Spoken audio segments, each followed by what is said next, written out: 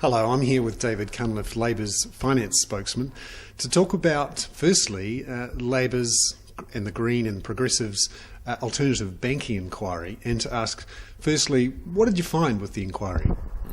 Hi, and thanks very much for having us on Interest.co, and it's doing a great job out there, and I know you've got a really passionate group of readers, so it's my first time here. Great to be here. Thank you, Bernard. Good.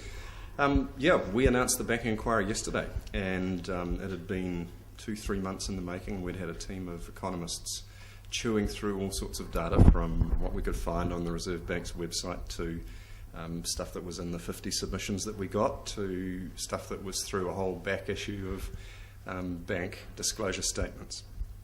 And the first proposition that we were seeking to test was, did the banks hold on to part of the interest rate margin as the OCR dropped by 5.75% during the recession? And the contention from the banks was it was fully justified because of rising costs of offshore borrowing and domestic deposit rates. And the evidence, including from one Bernard Hickey, tended to corroborate around an unexplained wedge of between 0.5% and 0.75%. And we didn't try to be more accurate than that because that's all the data would support. And the reason we couldn't be is that it was very hard to get a weighted average on the offshore borrowing costs. So that's honest Indian where it took us. In terms of the dollar value, hard to be precise because we're not quite sure of the weighting of the short-term rates. And I should say this is around short-term variable rates and mortgages and business loans, not the 2, 3, 5 year stuff. So it was a short-term phenomenon. And I think some submissioners even said there could be some cross-subsidy going on. Sure. And our estimate would be that at its worst, on an annualised basis, we were probably in the $500 million to possibly up to $1 billion annualised.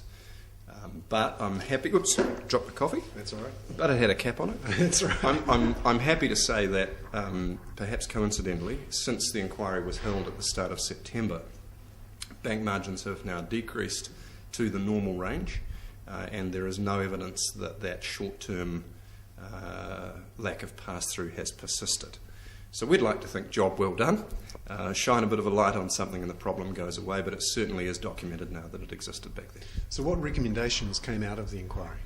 Okay, so the recommendations were in 3 layers. There were recommendations around how to improve pass-through by helping the interest market stay liquid. There were recommendations around the context of monetary policy. And then a lot of submitters expressed concern about the broader phenomenon of the funding of the housing bubble and the role that the banks had played in making finance available for that. And that got into questions of, are the incentives set right for a productive economy? And are we contributing to exchange rate volatility in the next housing bubble waiting to happen? And I know those are all issues that have been of great interest to Interest.co readers. So what do you think? How can we fix this problem? Well, let's take the 3 layers in turn. On the pure banking interest rate layers, we're calling for greater transparency. We're calling for the Reserve Bank to publish regularly summaries of the offshore borrowing costs in a simplified form, and of course, as you would no doubt agree, simplifying down the results of the bank disclosure statements to a level that ordinary Kiwis can understand, because this stuff affects everybody. It affects many people's home mortgages. It affects a lot of farms. It affects a lot of business loans. And it's not okay that it's not transparent.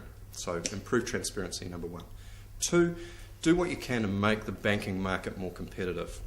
Both our peer reviewers, Professor John Quiggin, who's a very distinguished economist in Australia, and Professor Tim Hazeldine, the head of the economics department at Auckland University, both said that the stickiness of pass-through that we found was a characteristic of an oligopoly market, a small number of large players with perhaps some implicit habitual signalling, or if not that, at least competition on value, not price. And in that market, Kiwibank has been crucial.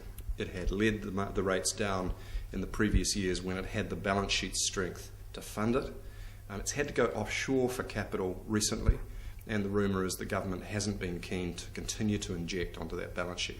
We think Kiwibank is part of the answer, not the whole answer, but we would certainly encourage the government and the New Zealand Post board, to the extent that we can, to continue to grow that share of the market. We also, of course, would hope that the major banks themselves will continue to take an enlightened view of their own self-interest and their shareholders' interests, which means they're here for the long term. They need to be good corporate citizens. We use the language that New Zealanders should be able to expect that behaviour.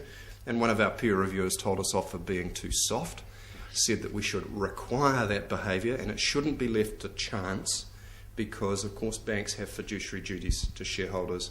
If they interpret that short term, then the consumer can suffer. So we think we just need to keep a very good eye on the regulatory framework. That takes us to level 2, which is the Reserve Bank's powers. Going back 3 to 6 months ago, and to give credit to the bank, they were the first people to blow the whistle on the problem, and they lined the major banks up and they said, we're not happy. And then nothing happened. There was deafening silence. Interest rates did not fall in the short-term markets, and the margins stayed up until it got political and the inquiry and so forth, and then, as I say, coincidentally, the margins closed down again. We think that the banks need to take a long-run view of corporate responsibility. Otherwise, as Don Bollard said, maybe they won't get to enjoy such an ultra-orthodox monetary framework forever. Okay, so it's a matter of their judgment, but we don't want to see this repeated. The question then exists about whether the bank's toolkit is ample. Banks fine on information disclosure, other than not all of it's fully understandable to the ordinary folks. And they're fine on financial stability tools. But in the middle, around prudential supervision, it's arguable whether they've elaborated the full toolkit, and it's arguable whether the Reserve Bank Act currently gives them the flexibility to be as broad as they need. What extra could be done, do you think? Well, the fascinating thing about this was that we thought we were going a little out on the limb with the report because we called for, next layer up, a change in monetary policy. Keep the independent Reserve Bank, but give it explicit roles in ensuring some reduction of exchange rate volatility, give it more oversight on the quantity of money in circulation, and have Reserve Bank policy have regard to issues of growth as well as price control. So that's a significant elaboration. And what do we find? Without any reference to Parliament or, as far as we know, to the Minister of Finance, Governor Bollard told the Finance Committee of Parliament yesterday that the bank was in fact elaborating complementary tools to support the OCR because they recognised the OCR was bearing all of the weight on its own. So they're using Basel II and the new capital adequacy ratios around different classes of assets to ensure that they are able to counter-cyclically manage the liquidity in the banking sector. Now that's a significant step. Do you think that's enough, though? Do you think there's more things they could do? I'd say suck it and see. In these areas, it pays to be delicate because you don't want to see an overreaction in the market. And I should also back up and say that everything I've been talking about so far is a recommendation of the inquiry team, and that is a different thing from saying that's Labour's manifesto policy or Greens manifesto or Progressive manifesto for the next election. We've got to go through internal process, chew on this, and then come to the public with our final version. But I think there's work to be done in this space. Yep.